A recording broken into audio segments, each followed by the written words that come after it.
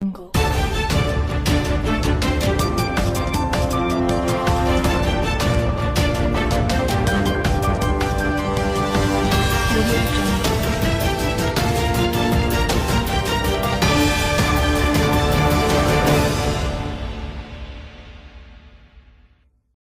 ఎలాగుందంటే police కానీ revenue యంత్రాంగం కానీ రైతు తట్టడి మట్టి తవ్వుకుంటే ఆడు 4 రోజులు పోలీస్ స్టేషన్ లో ఉంటున్నాడు.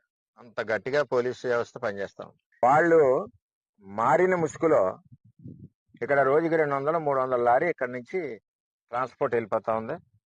పోలీస్కి నేను గత 20 రోజుల నుంచి 2-3 సార్లు ఇంటిమేషన్ చేశాను. పోలీస్కి ఎలా ఉందంటే కొంచెం రాత్రుల్లో రేజీ ఇక్కడ కనపడదు. ఆ గ్లాసెస్ అయ్యి మరి కల్పించాలి. ఇంకేదంటే కనపడలేదంటే వాళ్ళకి కావాల్సింది వస్తున్నట్లు లెక్క. ఎవరు అక్కర్లేదు. పోలీస్ స్టేషన్ నుంచే మేము వచ్చేస్తున్నాను రా బాబు సర్దుకోండి అంటే సర్దుకున్నాను. నిన్న 20 లారీలు ఉన్నాయి. ఒక స్టేషన్ కి ఇలా కౌరు చెప్పారు రెవెన్యూ వాళ్ళు. సెకండ్ లో లారీలు ఇక్కడ నుంచి పోయినాయి. జేసీపీ మిగిలింది ఇక్కడ మలివారి తోట, మళ్ళీ రవణకపేటలో కొత్తది నిన్న శంకుస్థాపన చేశారు. సాయంత్రం నిన్న అన్ని బీర్ సీసాలతోటి రాత్రి బాగా శంకుస్థాపన అయింది.